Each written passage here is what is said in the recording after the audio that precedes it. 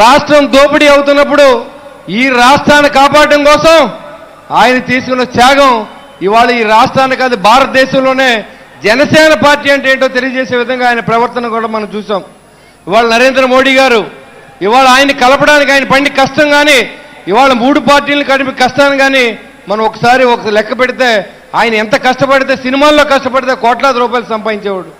అందరితో మాటలు పడి కుటుంబ సభ్యుల్ని సైతం కూడా మాటలు అనిపించుకొని ప్రజల కోసం ప్రజల కష్టాల కోసం ప్రజల కన్నీళ్లు తుడుస్తూ ఆయన సొంత డబ్బుని రైతు సోదరులందరికీ కూడా డబ్బులు ఇచ్చి అదేవిధంగా పేద కుటుంబాలను ఆదుకుంటూ మరి చేసినటువంటి ప్రయాణంలో మీరందరూ కలిసి ఇవాళ ఈ సభను ఇంత ఉత్తేజభరితంగా చేసేదానికి కారణమైన మీరందరూ కూడా 10 సంవత్సరాల పాటు పవన్ కళ్యాణ్ గారు సీఎం అవ్వాలి, పవన్ కళ్యాణ్ పవర్లో రావాలనే నిదానంతో పనిచేశారు.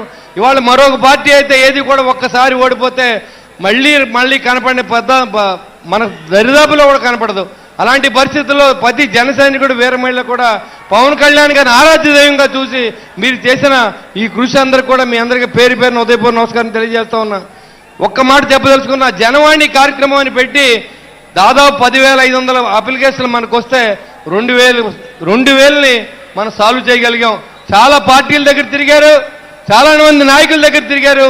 ఎక్కడ న్యాయం జరగకపోతే జనసేన పార్టీ మెట్లు దొక్కిన సందర్భాన్ని మీకు తెలియజేస్తాం. చంద్రావతిని ఒక అమ్మాయి మలేషియాకి వెళ్ళింది జాబ్ చేయడానికి. 6 సంవత్సరాల క్రితం మరి ఆ అమ్మాయిది పాస్పోర్ట్ పోయింది. అక్కడే జైల్లో వేసే పరిస్థితి, హాస్టల్లో జాయిన్ చేశారు. అక్కడి నుంచి రిప్రజెంటేషన్ పవన్ కళ్యాణ్ గారు ఆఫీస్కి వచ్చింది. ఆ రోజు నేను డ్యూటీలో ఉన్నాను. ఆ డ్యూటీలో ఉన్న సందర్భంలో కలెక్టర్ గారికి తెలియజేశా, ఎస్పీ గారికి చెప్పాం, ఎంఆర్ఓ గారికి చెప్పాం. కానీ వాళ్ళు ఏం పనిచేయాల.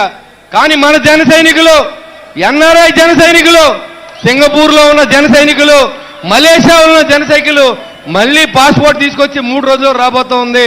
మరి ఆ అమ్మాయి ప్రాణం కాపాడిన ఘనత పవన్ కళ్యాణ్ గారికే దక్కుద్దని తెలియజేస్తా ఉన్నా.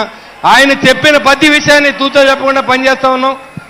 నేను ఒక ఆర్టీసీ డ్రైవర్ కొడుకుని, నేను మీ ముందు మాట్లాడుతూ ఉన్నాను. విదేశాల్లో కూడా బొల్సెట్ సీన్ అంటే ఎవరో తెలిసేలా చేసినటువంటి పవన్ కళ్యాణ్ గారికి నేను ఎప్పుడు రుణపడి ఉంటానని చెప్పి నాకు తెలిసింది ఒకటే, ఆయన ఎవరినైనా మాట్లాడితే తోలు తీసేయడం నాకు తెలిసింది. మీరు కూడా నాతో ఉండండి. ఈ రోజు తొక్కి పెట్టి నారదీస్తానని చెప్పి అప్పుడు ముఖ్యమంత్రి హోదాలో ఉన్న మనిషిని ధైర్యంగా ఉన్నటువంటి పవన్ కళ్యాణ్ గారికి మీరందరూ సపోర్ట్ చేయండి, ఇది నిలబెట్టండి. మళ్ళీ ఇంకొక 5 సంవత్సరాల పాటు అజ్ఞాతంలో పంపించండి, రాష్ట్రాన్ని కాపాడండి. పవన్ కళ్యాణ్ గారి నాయకత్వాన్ని మీరందరూ ఎప్పుడు బలపరచాలని చెప్పి మిమ్మల్ని మనస్ఫూర్తిగా కోరుకుంటూ ఈ అవకాశం ఇచ్చిన పెద్దల దగ్గర సెలవు తీసుకున్నాను. ధన్యవాదాలండి. రైల్వే కోడూరు శాసనసభ్యులు సోదరు శ్రీ అరవ్ శ్రీధర్ గారు ఒక్క నిమిషం.